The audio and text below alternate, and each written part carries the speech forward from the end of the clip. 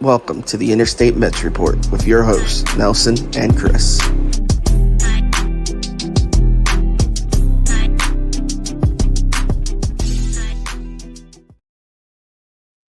What's up, everybody? It's your boy Nelson, aka the Amish Country Mets fan, here with my guy Chris, CPNY Sports. Sorry for that little hiccup there. Hope everyone's having a great Friday. The Mets, the Mets are embroiled in controversy through really no fault of their own over this whole rain out thing with the Marlins. The Marlins and their fans are crying like little babies. But we got a few things to talk about other than that. How's it going, Chris? Good, man. I apologize for all the confusion. I'm not in my normal setup, as you can tell. I'm kind of making a makeshift setup here, so we're getting it done on a Friday. That's what's most important. That sure is. Before we get into it, just gonna plug our little stuff real quickly. If you don't already and you have an X account, please head over, follow me there at Amish Country Met. Been really kind of, I don't know, putting a lot of work into it lately. Um, Trying to build it as much as possible. We're up over 2,000 followers now, so that was a nice little milestone to hit. If you're watching and you haven't yet, subscribe to the channel here on YouTube at Amish Country Mets Fan. If you're over on Chris's channel and at some point could hop over and subscribe to my channel, I'd appreciate it. Same the other way around. Subscribe to Chris's channel if you happen to be on mine and haven't subscribed to his yet. Go to his YouTube when you get a chance and go to at CPNY Sports. Follow or subscribe to him there and follow him on X and Instagram. Same handle, CPNY Sports. And also follow us, our joint account on X at Interstate Mets. So now that we got that out of the way, we'll get into it. Our first little topic will be, let's see if I can get this in the right. Yeah, there we go. What? Nope, wrong one. There we go. Francisco Lindor. He has hit the 30-30 mark. He had said it was a goal of his. You could tell he was very pumped when he hit the home run. He was excited. It's a nice little milestone. Obviously, I know the haters are going to say, oh, it's easy to steal bases now, blah, blah, blah. Whatever. It's still 30-30. You can't take it away from him. He's playing by the rules that are in the game. It's easier to steal now. So be it. It was nice to see if they can ever play these games that they have left, he's only 4 RBIs shy of 100.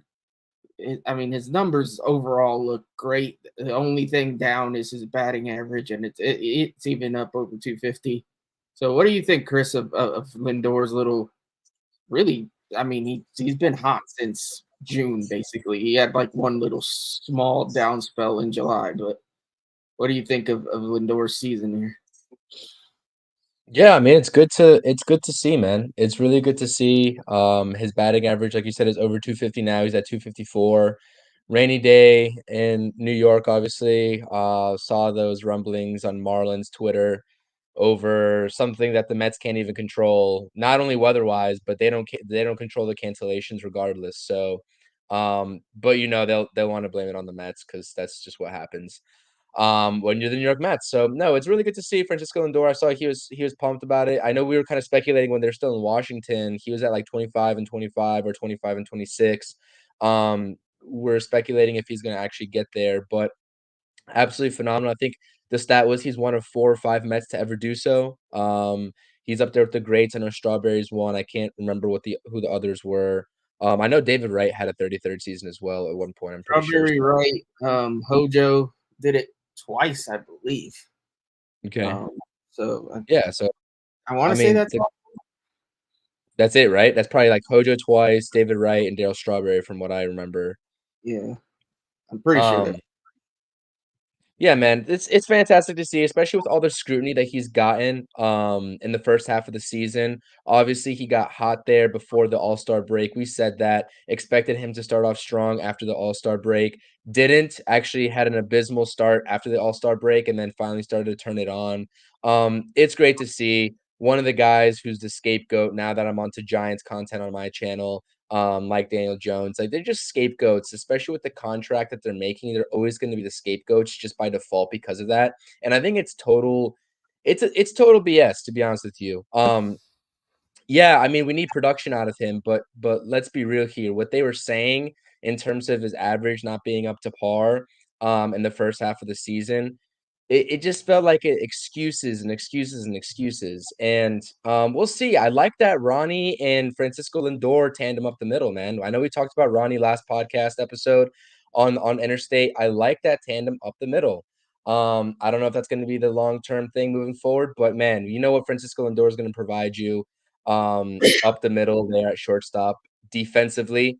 But his bat really came alive, had a strong season, a career season last season, and he followed that up big time this season. It's unfortunate in terms of the circumstances that we're here talking about and just the Mets not being in the playoff race. But come 2024, Francisco Lindor, despite all the moving pieces in terms of the minor leagues farm system, he's going to be a constant. So is Pete Alonso, hopefully.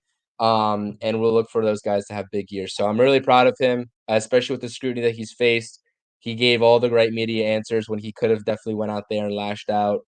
Not really his sort of style. I commend him for that greatly. It's really hard to play in New York, as everyone knows, but fantastic, man. I'm happy for that, and I'm sure the collective Mets fan base is happy for that. Unless you're a Francisco Lindor hater strictly, then they're probably punching the air. But yeah, I just feel like in a lost season like this, just in terms of like the hate, or not even the hate, just like the criticism that he's gotten, people want to have a reason. Like, they wanna have a reason for why the Mets didn't reach their goal, right?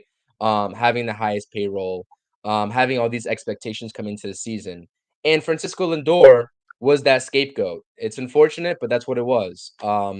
Pete Alonso definitely could have caught a lot of flack. I know he did for a little bit, but not certainly to the extent that Francisco Lindor did.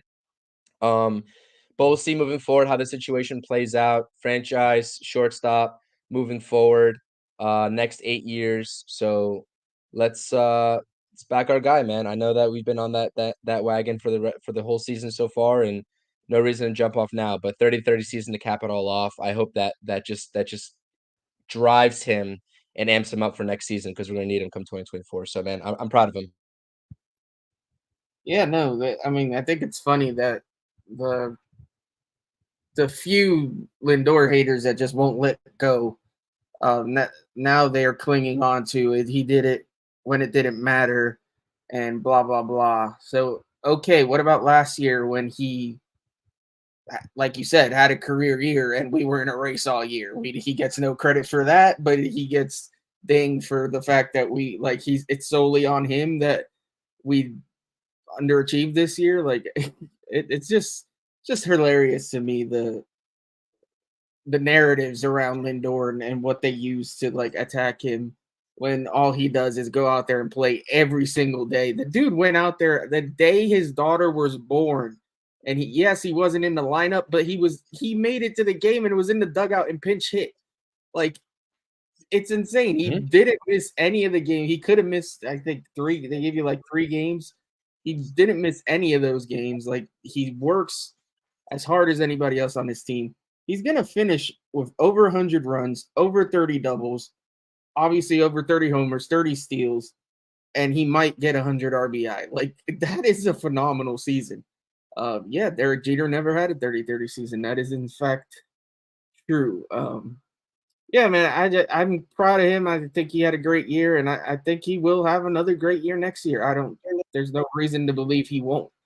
Can I just say something real quick? Like, Yeah, when the Mets first got Francisco Lindor, like, I was never expecting of him to bat a whopping average. And I know, like, in these, today's advanced analytics of baseball and evaluating a player, everyone wants to look at, oh, this guy's hitting 300, this guy's hitting 315. Like, I never really expected Francisco Lindor to hit 300 plus coming over.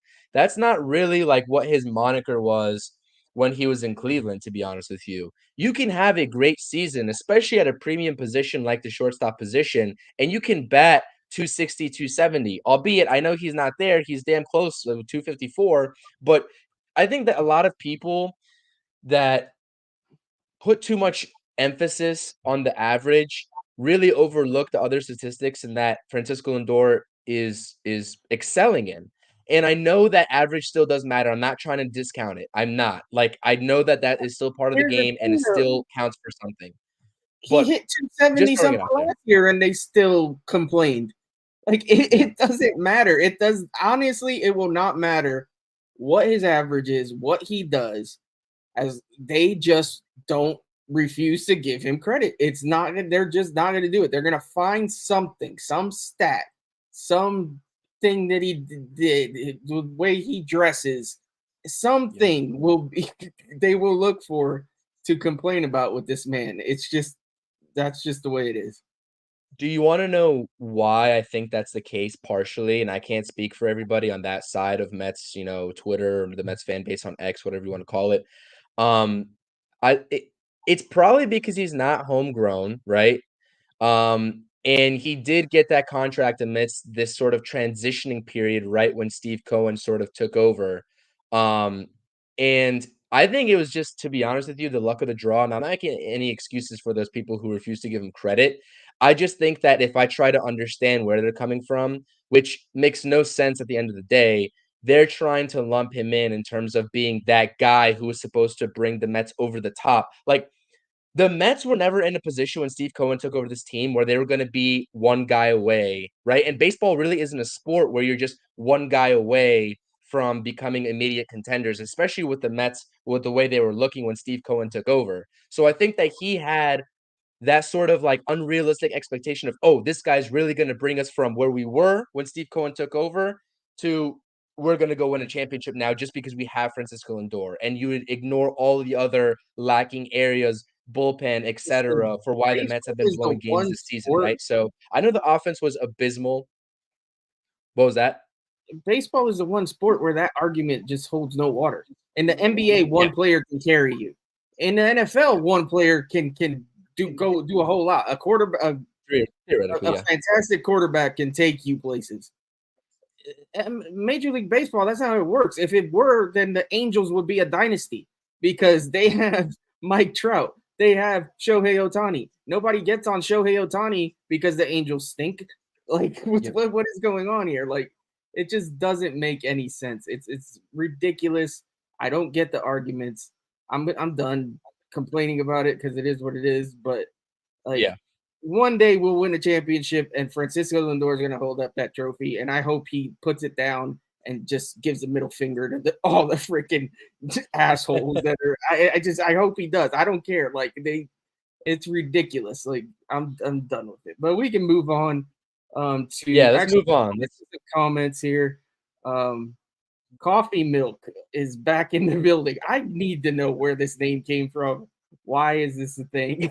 Is Coffee this Milk. is this is this Jung Hoo in disguise in terms of coffee milk? This might be I don't Jung Hoo know. in disguise. Yeah, Jung Hoo does change his name a lot. Mhm. We've gone different routes with Jung Hoo. I wish I could sit down with Max Scherzer and JV to ask them how can you live with yourselves, not living up to their contracts and promises killed our season. Yeah, they definitely had a lot to do with why our season didn't go very well this year. Yep. 30 never had a 30. Yeah, Jeter never had a 30-30 season. We saw that one. I like Lindor, but the thumbs down really hurt me. That's I'm not even gonna touch that one because the fans deserved it, to be honest. Depressed Mr. Met says hello. We're the biggest joke in baseball. I mean, obviously I we're going to get the butt of the jokes because of the yeah. payroll and where we are, but I don't know, man. It's biggest jokes in baseball, I guess. Whatever. I mean, if you want to see it that way, you can. Um, I know Marlins fans are kind of piling on that because of the recent events that we couldn't control, which is hilarious, like you said. But You you know what, man? This is one thing that I've learned about my sports fandom and the teams I root for. I'm a Knicks, Mets, and Giants fan. I could care less about being the biggest joke in their respective sport amongst the media. whatever the media says, I don't even care anymore. I'm gonna hop on here. We're gonna spit some objective takes. I don't care what the Colin Cowherds have to say. I don't care what the Stephen A. Smiths have to say. I don't care. Like, if I sit there on X all day and analyze what they have to say, it'll be never ending. So I'm just done with it. Like this Friday, I'm just done with it. Yeah, I really don't care either. I don't even care what other fans say. Like, it's funny because Yeah. whenever I comment on X on something and an opposing team's fan disagrees, their first comment is, "Well, the Mets suck." My response, Yeah. "I know." Like, what do you expect? They think that's gonna like hurt me. It's like, no, like, yes, they suck. I know they suck.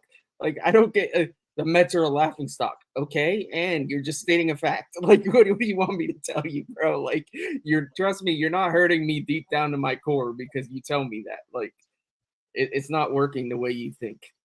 Yeah. So let's move on to Kodai Senga. He made his final start of the season. Once again, he looked pretty solid. Um, to me, he had an absolutely amazing campaign. If it wasn't for Corbin Carroll, he's probably the rookie of the year. Uh, he should at least get some votes, I think, because he pitched that well. Um, Yeah. Honestly, he could probably get a couple Cy Young votes. I know Snell's gonna get it, and he deserves it. But Senga had a hell of a season, man. For everything we've talked about it over and over, everything he had to adjust to, everything that was new to him, the language of the ball, the mound difference, the weather, like literally everything. He was learning everything new, um, pitching on a different schedule, like everything. And he went out there and he struggled with his command early in the season, but he really rectified that a lot towards the end of the season. I have no complaints with what I saw out of Senga. I think he's going to be great moving forward. I look forward to watching him pitch here for years to come. So, what do you think? How do you feel about Senga's season? This is what I think, man. This is what I think.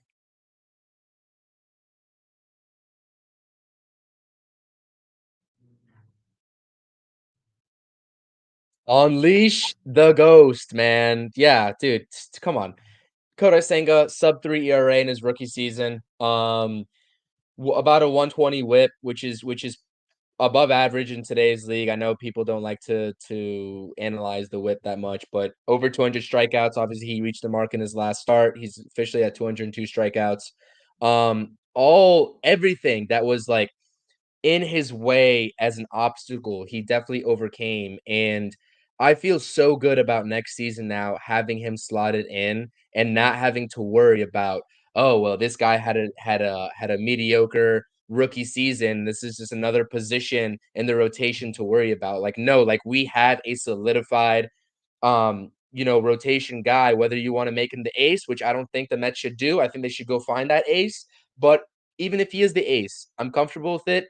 I would much rather see him, and I think you would agree, be that two guy. But either way you slot it at, man, either like however they choose to approach to backfill that rotation, having him there is pressure off of David Stearns' back, right? Because now he can be like, hey, listen, we can go about this a million different ways because we already have Kodai Senga and then obviously Quintana to be our number 4. So it's great, man. He had a really impressive season. Really happy. He's calm, cool, collected. Even when the walks were up to begin the season, he was calm, cool, collected. Just a really like fun guy, and I think that he's a great clubhouse guy too. I actually saw a picture of him yesterday, I guess, playing with Jeff McNeil, the Super Mario Bros. Or whatever from the stands, which is pretty cool to see. That was a neat picture. And I just feel like his teammates back him, man. I feel like he always backs his teammates as well. Like I said, I've commended Kodai Senga with how he's carried himself throughout this season. When all the things, like you said, the language barrier, the mound, playing on a field now instead of that turf that they play indoors over there in Japan. Um, it's all just something that just speaks to how much of a pro's pro he is. And I really do hope that he gets some rookie of the year votes. I know he's not going to win any sort of awards like that this season. It's just not in the cards with how talented the respective awards, candidates have been. You see Snell and Carroll and all that. Steele even from the Cubs. But yeah, man, absolutely phenomenal. And that gives David Stearns that much more.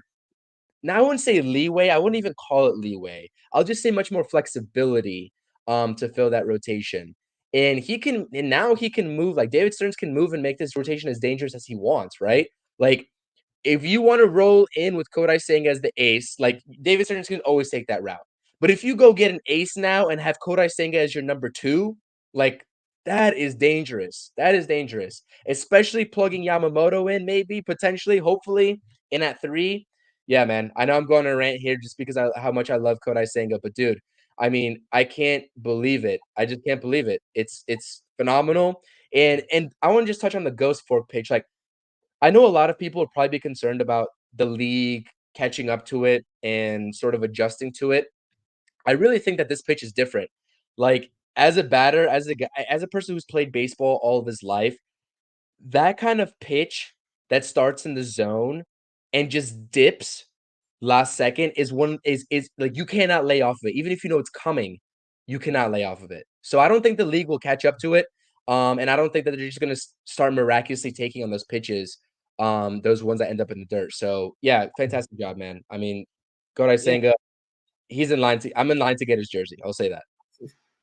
Yeah, with that pitch in particular, what we saw with it earlier in the season where he was having trouble walking so many guys, it wasn't starting high enough in the zone. It was already it was already pretty low, and then it would just hit the dirt, and they were able to lay off of that. Once he kind of adjusted and was able to start it up a little higher, and then it would just die there at the end. Like you said, you can't lay off of that. It looks like a strike up until it isn't, and it's an impossible pitch to hit. When he sets it up with that fastball, his fastball is very good. Like everybody talks about the Ghost Fork, but he has a phenomenal fastball. And when he's dotting that fastball, and then you don't really know what to look for, the guy's got the goods. Like he's a good starter. And Stearns, like you said, he's got a little flexibility now. I mean, he could get froggy and try to find a 1-2 combo and slide Senga as your third guy. Like that, you can do that. Like if you want to build, say whatever reason we don't think we want to bring in any real bats. I mean, I think that's a mistake. But let's say we just want to load up on pitching. Like you could do that. You could just try to build a rotation instead of with 40-year-olds with younger dudes that are capable of actually still pitching, and hopefully the rotation can carry you. That's certainly an option. We'll discuss it because we're going to be out here in the off season talking all kinds of Mets news and rumors. So it'll be something to think about. Before we jump into the Pete Alonso chase or 50 homers, let's catch up on a couple more comments. We own the Marlins. I don't know if we own them, but we certainly we had the number this year. We got their number. Yeah, I guess you could say we own them a little bit. And then this whole we're in their heads for sure, or something's in their heads, with this whole rain stuff and everything else. Hopefully, well, maybe not. Hopefully, they'll be able to figure it out this weekend, or else they'll have to come back on Monday and finish that game. That's just too great. Kodai Senga with the Ghost Fork and the plate. I like that. Stuff happens for a reason. That is very true. Coffee Milk, save your money when the Mets change their name to the Nippon Mets. This has to be Jung Hoo. That's a very Jung Hoo comment. So I don't know why. You know what I'd like to know is does he have this many different YouTube accounts, or is he just switching it up?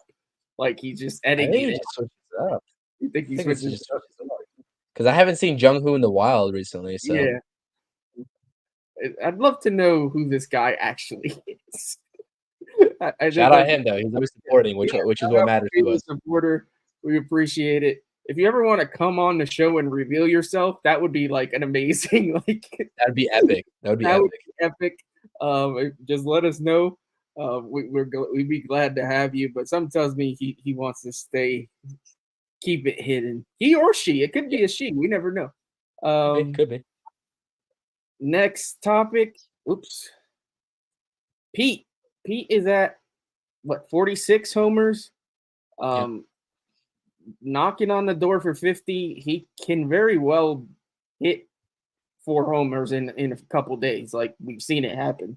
Problem is the weather. I don't know what's going on in New York. I don't live in New York anymore, haven't in years, and I haven't been keeping up with what's going on. But it's been raining basically almost nonstop for a week, and it's going to continue to rain. The game tonight has already been postponed. So breaking news, if you guys don't know that, there is no Met game tonight. Go enjoy yourself. Go do whatever you want to do. Don't know what's going on with the weather. Game tonight already postponed. They're going to try to play 2 tomorrow. They're going to try, if the Marlins have to, play that the end of that game from last night on Monday.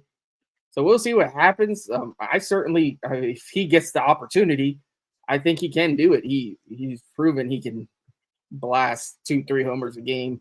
So he's got a legit shot at hitting 50 home runs again, which is, considering he missed almost a month, at least it was like 2 or 3 weeks with that wrist injury, and then he was really cold for a while. Like, it's impressive that he's gotten this many. I think he's second in the majors. Yeah, man, we'll see. I hope he does it. Just, it's a nice little round number. It's a nice little personal goal to achieve. It'll be cool to see him do it. I'm sure he'll be pumped.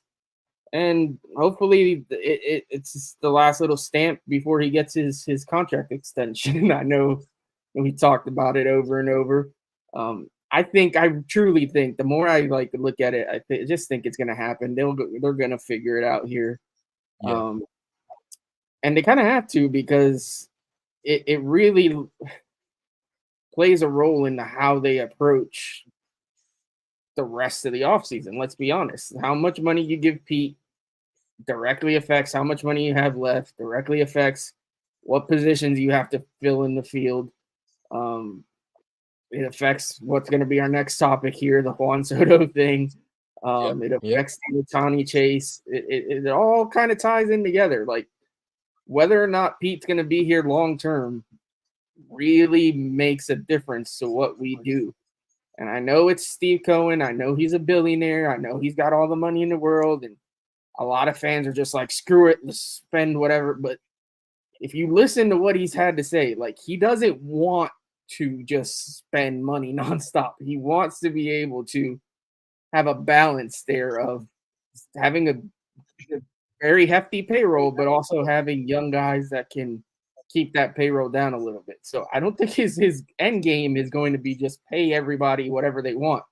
So yes, this whatever they pay Pete is going to make a difference to the Soto chase, the Ohtani chase, even the Yamamoto chase. Like, it's all, those guys are all going to cost a lot of money, and Pete is as well. So it's going to make a difference. But yeah, as far as the 50 homers, I'm excited to see him try to do it if they ever get to play some baseball. So what's your take? Yeah, he could definitely do it. I hope he does it, to be honest with you. 2 things for me. Well, really just one.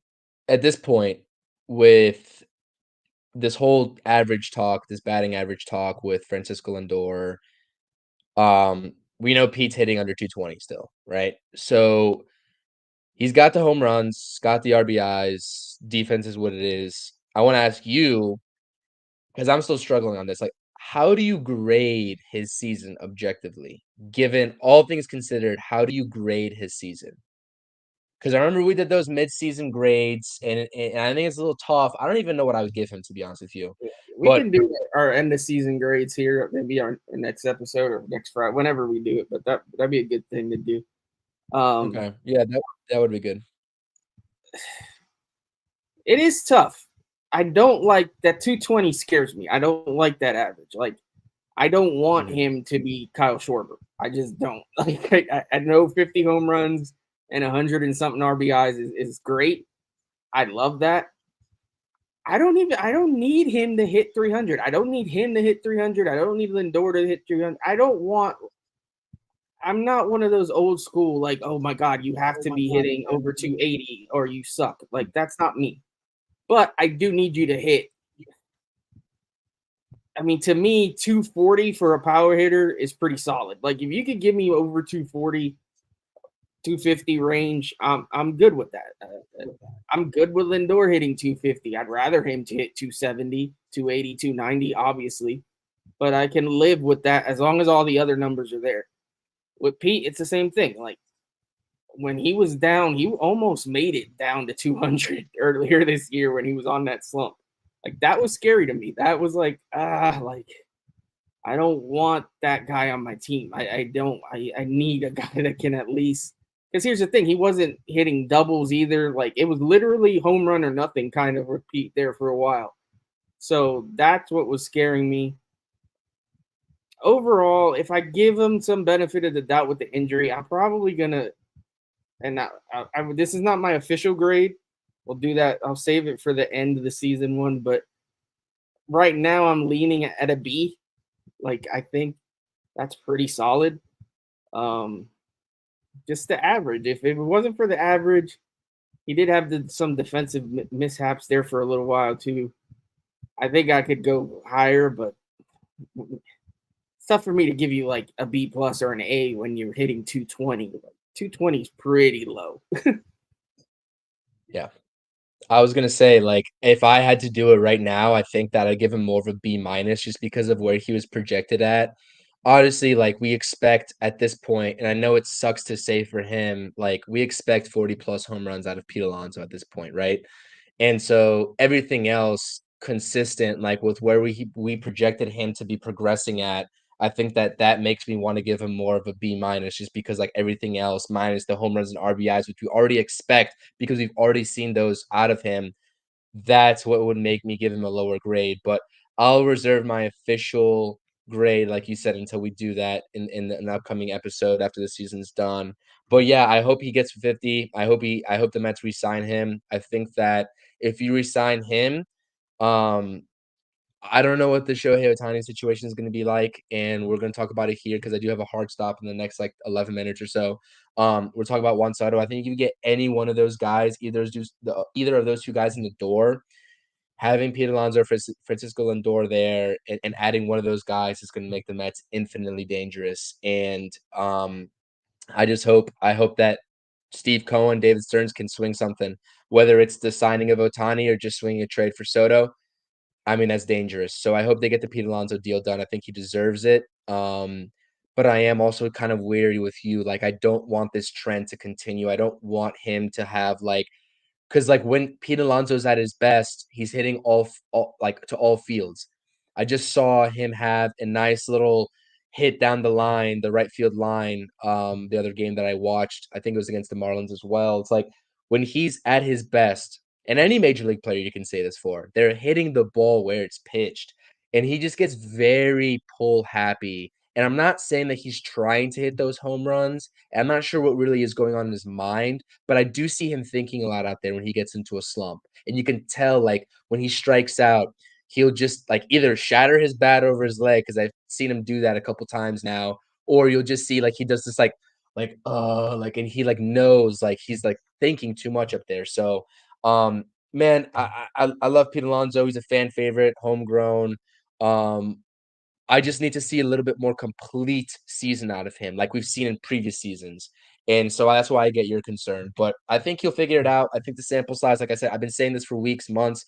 Whenever we've been talking about Pete Alonso's contract extension, when he became a news story, I've been saying that his sample size speaks for itself. So I really do believe in him. But yeah, let's talk about Juan Soto. Yep. Let's move on. Our final topic, Mr. Juan Soto. There's been, I don't know, there's been kind of conflicting reports. Apparently the Padres lost a ton of money this year because of the TV deal going south. Reports there's clubhouse issues there, regardless of their little late surge here in the end of the season. Something's not right in San Diego, obviously. Yeah. So there's rumors that he might get traded. Jeff Passan went on a podcast, blanking on the name of it now, to be honest. I believe it's Jared Carrabba's podcast.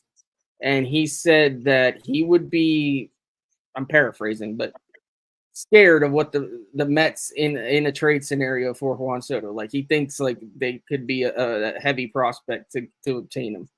Obviously, I don't know why it happened, but I got kind of inundated with crap from Yankee show that was like Morning Brew. basically Yeah.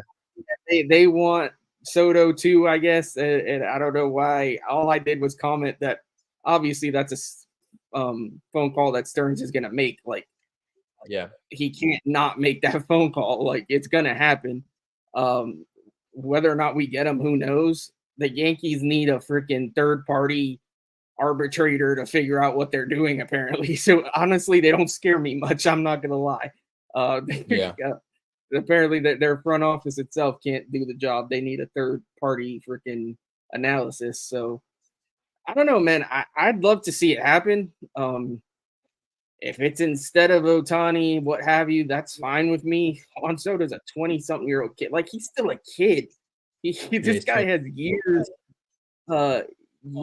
of prime baseball left. Yeah, he's gonna get a hefty contract himself, but we know he loves playing in Queens.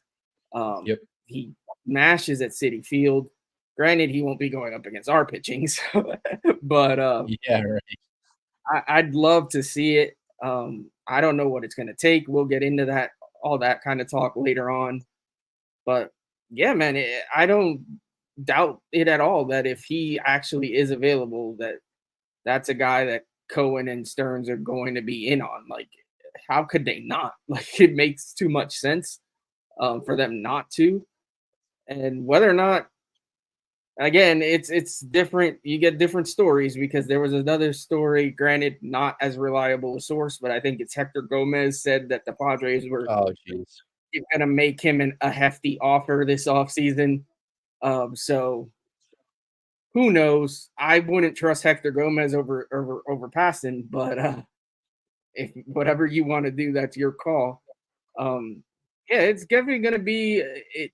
There's going to be plenty of teams. The Yankees obviously are going to make that phone call as well. So we're not going to be the only ones trying to obtain them. So I think we're in a better position. I think we have more bullets to make that move, but we'll see what happens. What are your thoughts? How do you feel about I it? was gonna say, like, I think the tweet here or the actual quote that I saw from SNY Mets was that it's a scary possibility, quote unquote, from Jeff Passan that the Mets are gonna be in on Juan Soto this offseason.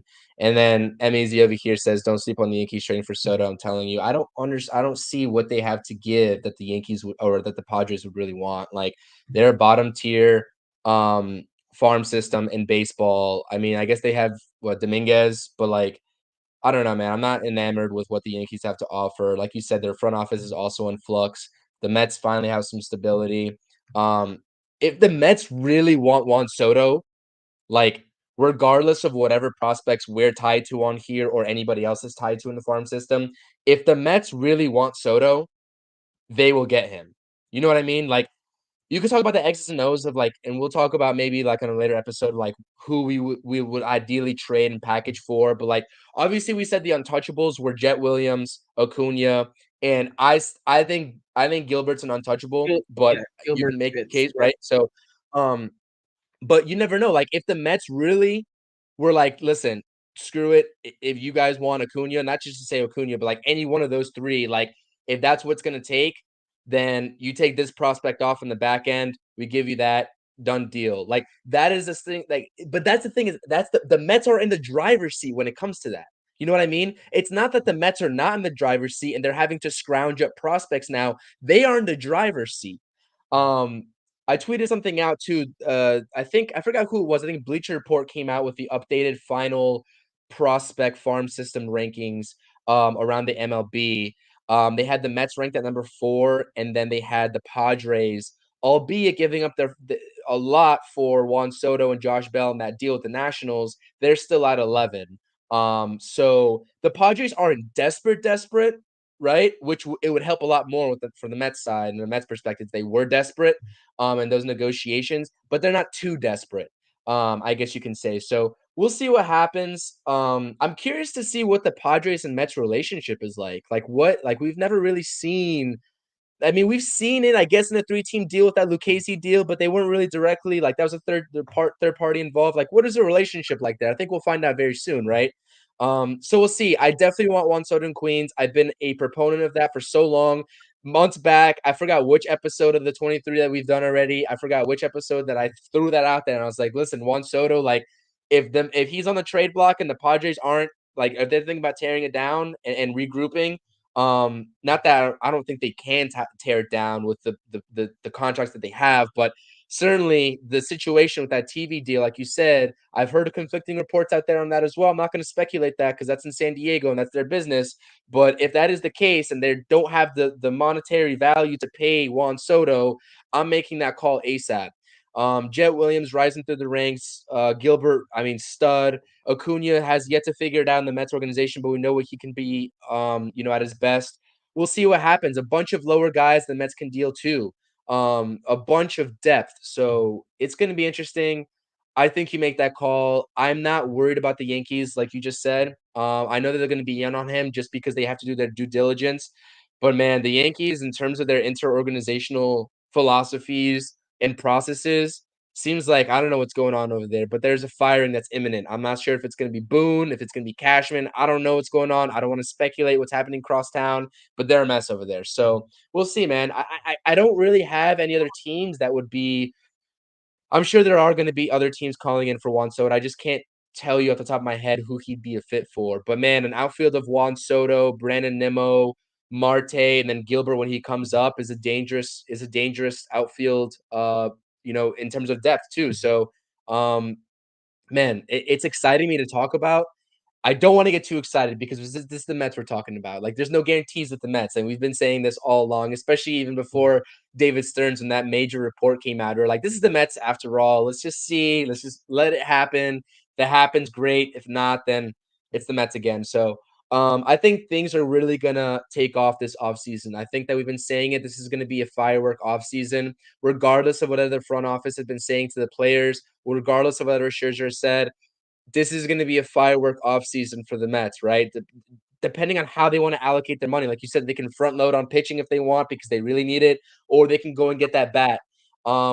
However you want to call it, the Mets will be contenders in 2024. I've had no doubts about that. I think you've had no doubts about that. And I think Juan Soto, right? He's 1B and 1A would be Shohei Ohtani. So we'll just see what happens and how it plays out, man.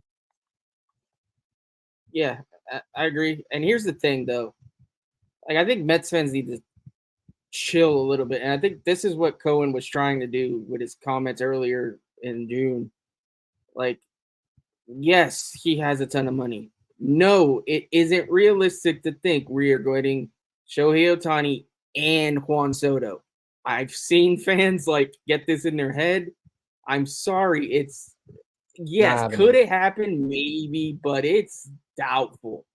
So, yeah, if the Mets if they choose that they want, or they don't think they're going to get Ohtani or whatever, or he doesn't want to come here, if they choose their plan B is Juan Soto, then yeah, more than likely they are in the best spot to land him. They have the better prospects than the Yankees. I'm sorry, they just do. If you want to be a Yankee homer and think that they don't, that's more power to you, but it's not the case. So now, I will say not everybody evaluates prospects the same. There could be a Yankee prospect that the Padres see that they think is better than everybody else, and they would want him. That's a possibility. That does happen. I just think, like you said, the Mets would be in the driver's seat in that situation, assuming that Soto is their guy. They're going to have to make a decision who their guy is. And if the Padres are serious about trading Soto and all that, there's lots of factors. We'll get into all that. But yeah, if the Mets really want him, do I think there's another team in better position? Not really, not with the resources that we have. Like, it's a combination of things. It's money, it's prospects, it's all of it. It's his desire to play at a certain place. He obviously prefers the East Coast. I think we know that. I feel like if we want him, we can get him. Will we? Who knows? But we'll talk about all this coming up. You got to go here, and I do too as well anyways. So we'll wrap it up. Sorry for the last minute plans, change of plans, the early show. But if you missed it, you can always come back and check us out. Before we get out of here, just want to. I had the wrong dates on here, man. These backdrops. This is the 28th. It's the 29th. Oh, and one point before we get out of here, because I do have to go. One point before we get out of here and do the plugs. Juan Soto is not going to be a rental if they trade for him. This is going to be the same exact situation as Francisco Lindor. You'll have the whole offseason to renegotiate a contract. I saw someone say that on Twitter, and I just had to point that out there. He's not a rental. Just don't say that. Yeah, he's definitely not in the true sense of the term. Like, yes, in theory, you could call a guy that's only going to be, but they're going to have time to negotiate. They will work. The Mets aren't going to trade for Soto without knowing that they're going to sign Soto. Like, let's be realistic about that. But yeah, follow me on X at Amish Country Met. Subscribe to the channel if you haven't already. I know most of our regulars are, I would hope, subscribed. If not, what are you doing, people? Subscribe to the channel. Subscribe to Chris's channel at CPNY Sports. Follow him on X and Instagram at CPNY Sports. And, of course, our joint account at Interstate Mets. Once again, if you didn't hear the news, the Mets game tonight is postponed, I guess is what the word you would go with. Canceled, whatever you want to call it. They're doing it tomorrow. The goal is doubleheader tomorrow. We shall see. The rain doesn't seem to be wanting to let up anytime soon. So we'll see what happens there. I thank you all for watching. Thank you, Chris, for joining in. Know you got to go.